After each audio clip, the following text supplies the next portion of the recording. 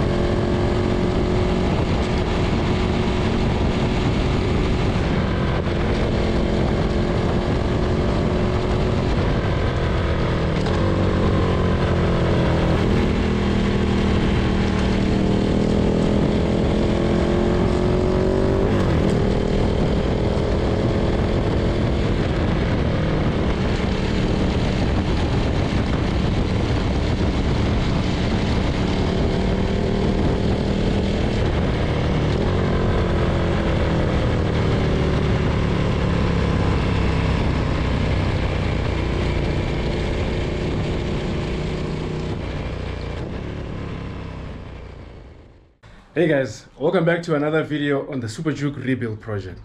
Now, if you haven't seen the last video, please feel free to go check that out. It's on the channel. That's where we go through everything that's on the bike, the damages, and a little bit about what we plan on doing to fix it up. So in today's video though, we're going to be putting on the parts that we got from KTM, and most excitingly, I'm going to be taking you guys on one of my favorite roads where I'm going to be doing the first ride of the bike after we fix the brake and the clutch system. Now, before we get into that though, I'd like to throw a shout out to Andres and the guys at Hertford Shell on the R512 Malibongo Drive, because as you guys will see later on, I got stuck there trying to get gas, and these guys actually came through, absolute legends, and I was able to get gas and get back on the road. So please guys, throw a like, a comment, just to show your appreciation for helping out the boy, and let's get on with today's video. So this is essentially what we need to get this bike back on the road, guys. We have here a couple of parts from KTM and just a generic set of rider pegs here that we're going to be throwing onto the rear sets. So in here we have the rear brake reservoir, because if you remember, that one was cracked and is leaking fluid. And then here we have the clutch reservoir. So this actually comes as a complete set with the bracket that it mounts to and all the hardware required to actually secure this onto the bike. And then this guy over here, this little tiny guy, this is the mirror perch. This is where the mirror screws in. So in hindsight, and after looking on the bike, I actually realized that when you don't have the mirrors on the bike, there's usually a cap that goes over this. So because ours was ground down, we don't have a cap on the one side, whereas on the other mirror we still have the cap for this guy. But anyway, that can be ordered later. So let's just head on to the garage, guys, and let's throw these parts on the bike.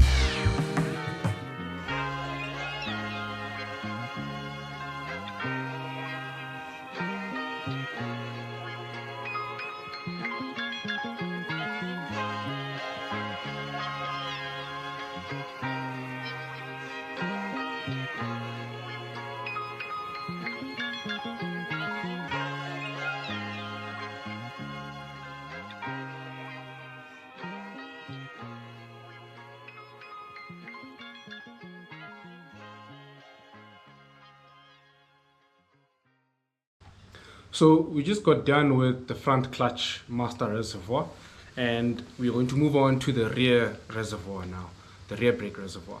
So once we're done with the install of that one, we're going to be bleeding both the front, the clutch reservoir, and the rear brake reservoir. And just for the fun of it, I'm going to bleed the front master brake reservoir as well, because I noticed that the fluid in that guy was also low. So once we're done with that, guys, I think we should be done for the day, and we should be able to go out for a ride.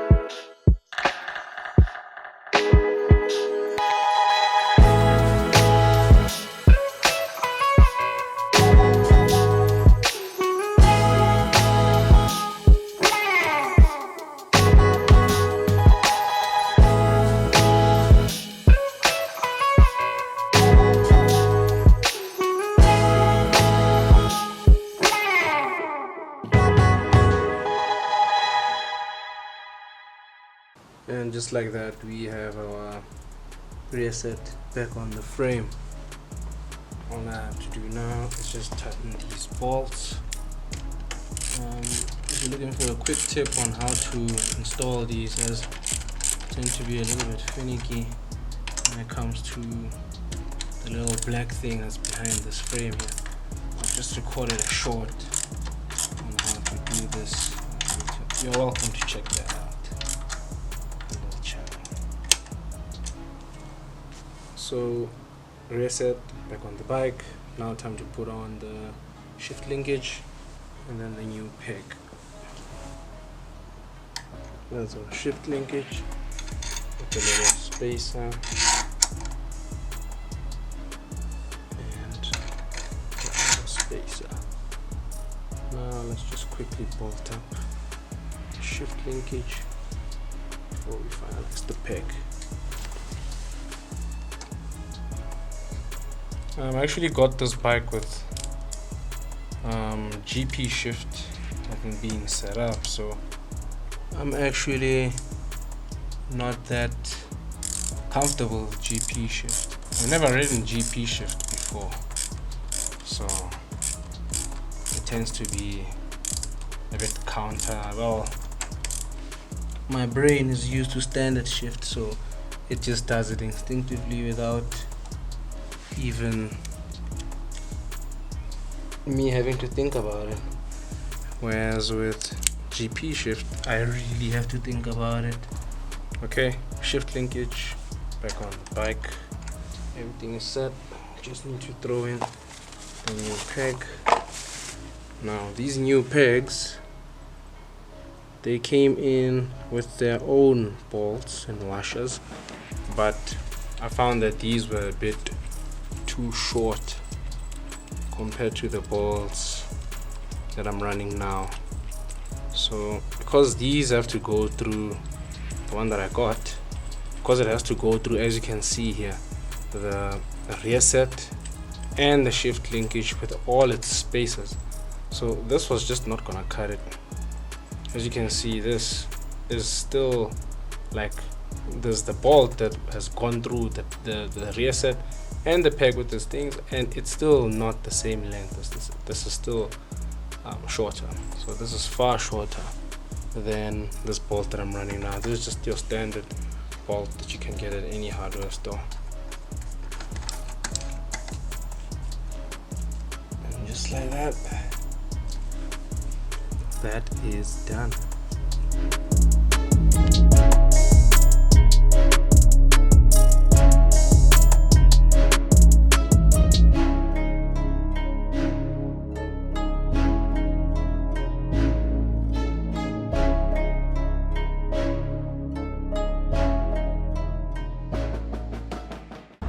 You literally can't make this stuff up, guys. So I came to the filling station. Let me just turn you guys around. I'm trying to get fuel, and as fate would have it, I could not for the life of me undo this filling cap. It just did not want to respond. As you know, this is a keyless system, and even with the key near the receiver here, still did not want to open. It's still not opening right now. I was actually helped out by the guys here at the filling station with a couple of tools where we were able to remove the filler cap entirely with that little piece that sits on top, and I was able to pour fuel in that way. You literally can't make this stuff up, guys. Okay, so we're about to disturb the peace now, because we have the beast out. There we go.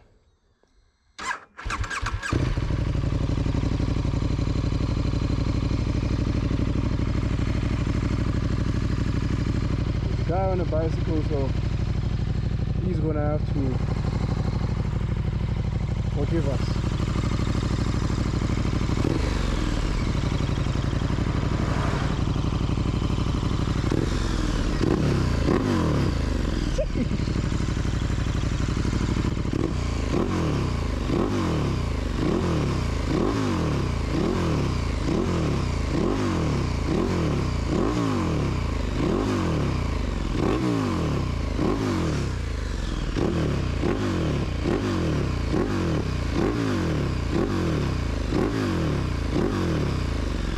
Look at that.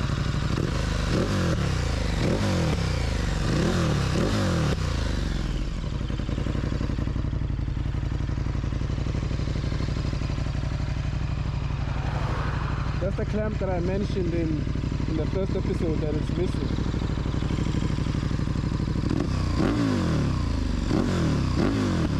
Actually, it's leaking, this exhaust. This exhaust, I have a feeling that it's leaking through where you see those the clamps, where the clamp is missing. The slip-on also doesn't sit quite well. KTM has a unique way of mounting the exhaust together. This slip-on is just thrown on there, so I don't know how that has affected the performance of this bike. You know, without a dash, you can't really see the revs climb. You don't know where you are in the revs, so you just take it as it goes. And it's my first time on this bike, so I can't really gauge how well this bike is putting down its power. But I'm sure it's not at its best. We're definitely going to have to do something about that exhaust. But anyway, let's continue this. As you can see, it's golden hour. It's getting late.